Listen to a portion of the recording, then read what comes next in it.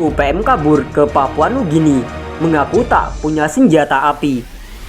Melansir dari Jakarta, CNN Indonesia, salah satu komandan batalion di organisasi Papua Merdeka, UPM, Wiro Nongganop, mengaku melancarkan perjuangan memerdekakan diri tanpa senjata dan makanan yang memadai. Wiro tinggal di sebuah gubuk yang berbahan kulit. Sekali waktu dia hanya makan kentang. Jika ada senjata kami akan berperang, tapi jika tidak ada senjata, jika kami menggunakan panah sekali, mereka pasukan Indonesia menggunakan senapan mesin, kata Wiro seperti dikutip AFP. Dia berharap seorang akan memberi mereka senjata sehingga bisa melawan.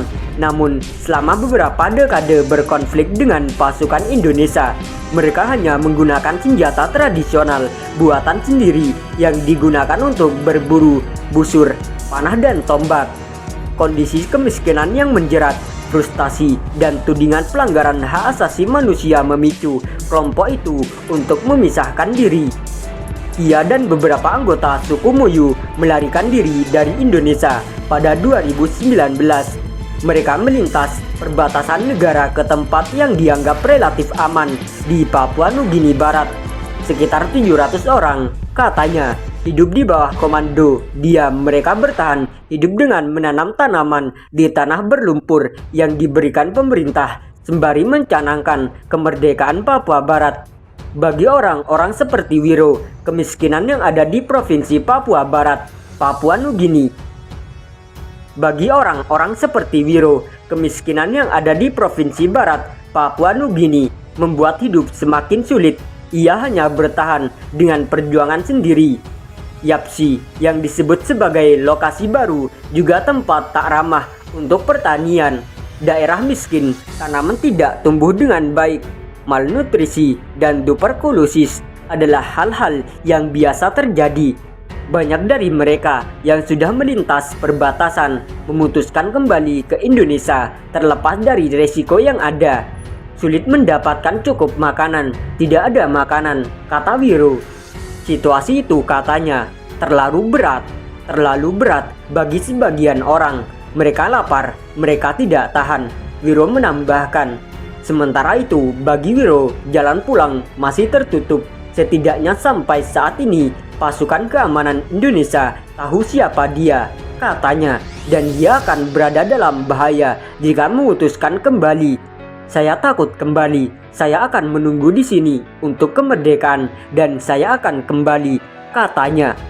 Pemberontakan Papua Barat telah melancarkan pemberontakan kecil-kecilan terhadap angkatan bersenjata Indonesia yang terlatih dan dilengkapi alutsista.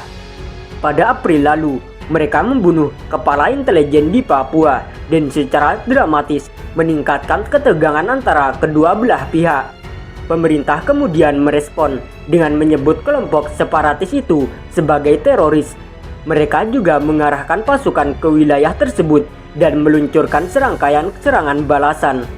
Utusan Perserikatan Bangsa-Bangsa (PBB) menyampaikan keprihatinan atas respons pemerintah Indonesia yang berlebihan dan mencerminkan pola rasisme yang lebih luas untuk menargetkan penduduk asli Papua. Pada 2020 lalu, PBB mengutip adanya tuduhan penyiksaan, pembunuhan warga sipil Papua dan puluhan ribu orang mengungsi. Mereka juga menyatakan keprihatinan saat Jakarta secara sporadis memutuskan akses internet dan secara de facto melarang hampir semua jurnalis asing meliput wilayah itu. Hal ini menyulitkan verifikasi independen. Menteri Politik Hukum dan Keamanan Mahfud MD mengatakan orang Papua adalah warga negara Indonesia sama seperti suku lain. Orang Papua bagi kami bersaudara sama seperti orang Jawa, orang Sumatera, orang Bugis, dan orang Aceh, ujar dia Desember ini. Wiro mungkin beruntung masih hidup. Dia melarikan diri karena ia akan ditangkap Kopassus yang secara teratur yang berpatroli di desa-desa perbatasan. Ia juga membeberkan nama dan rincian beberapa orang Papua yang meninggal atau hilang secara mencurigakan selama beberapa tahun terakhir. Mereka melakukan pembunuhan rahasia, katanya. Giro terus menyalahkan pasukan keamanan Indonesia. Pembunuhan itu, katanya, merupakan sistem sepihak. Mereka tidak peduli dengan rakyat. 3 orang Kopassus datang dengan mobil dan truk lapis baja untuk membawa saya lari dari rumah saya. Jadi kami kabur, terang dia.